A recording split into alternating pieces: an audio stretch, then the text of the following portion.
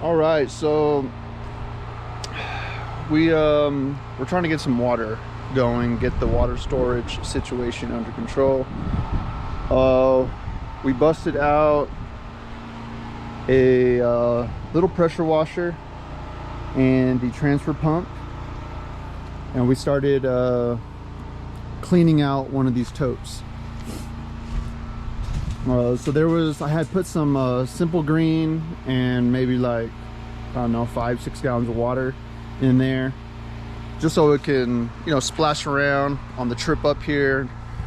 And it's just been sitting for, I don't know, a couple weeks now, maybe two weeks. Our goal is to, again, clean this one out as good as we can, take it to town, fill it up.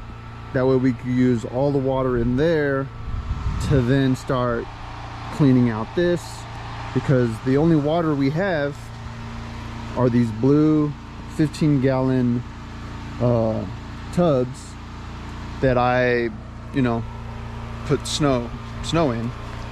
It has melted, and that's the only water we have. I mean, we got some drinking water, but I don't want to pressure wash with our drinking water, you know.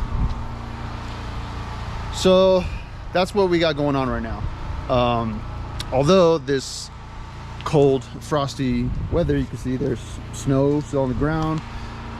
You know, the sun is out, but it's still chilly, and the weather is working against us. So there's still ice in here, and the oil residue that's inside is not quite, you know, rinsing out very easily. Mainly because we're using ice cold water. There's still ice in there, so it's being a little bit difficult. So we're just kind of waiting for it to warm up out here. We have no more snow in the forecast. It's supposed to get, you know, a little bit chilly and a little bit windy, but no more rain, no more snow.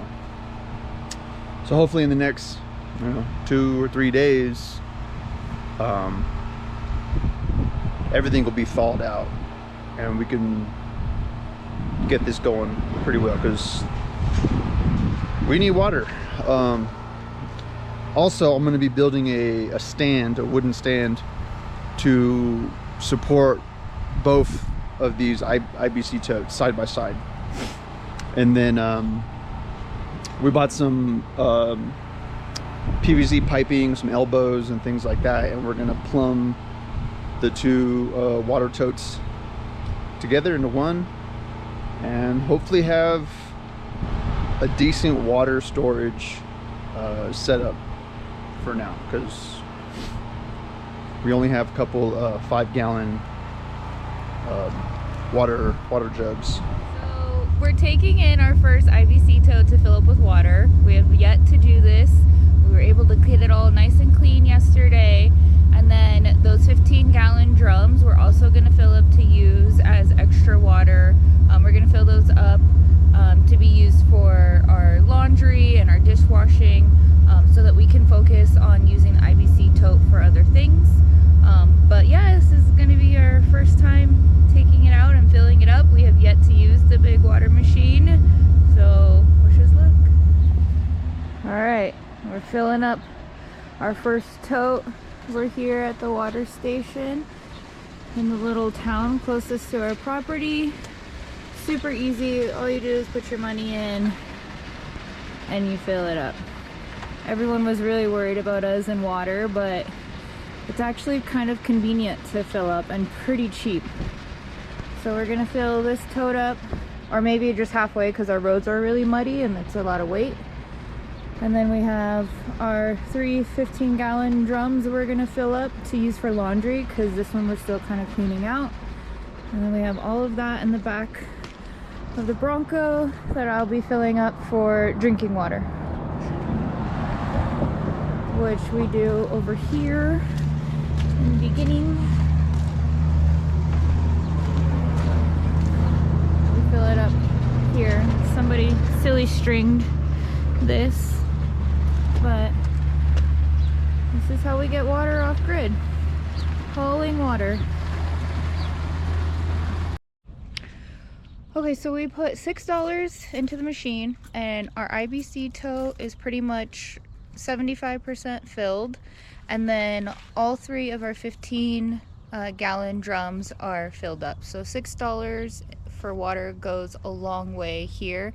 We paid like $3 for a gallon of filtered water. Granted, this is not filtered water, so when you do have your water set up, you will need to let this run through a filter before you drink it. This water is just going to be used to clean out our other IBC totes as we set up our water system, which will include a filter. But $6 does go a long way for water here.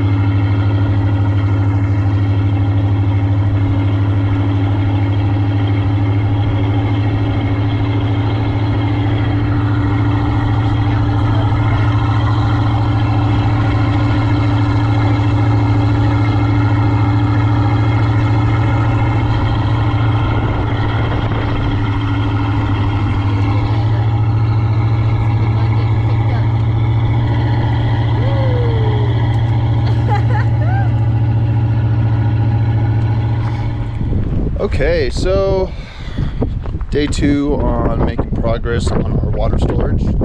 So yesterday I started building a stand for 2 of the IBC totes. So we have them all out now. We're going to be power washing them, cleaning them out. The 2 brand new ones that we have, I'm going to be putting on this new stand. This is not done. Got a lot more to do. I think I'm going to add legs in the center because there's a lot of weight that's going to be on this, and then I'm just going to, you know, put a top on it, probably some bracing on the bottom for the legs. Not exactly sure yet. I'm just kind of winging it. So, but I'll show some progress on that. But yeah, that's all I got right now. It is a cold and windy day. The sun is out. It's really pretty out, but it is cold and it is really, really windy. But it's all right. There's work to get done, work to do, and we're gonna do it.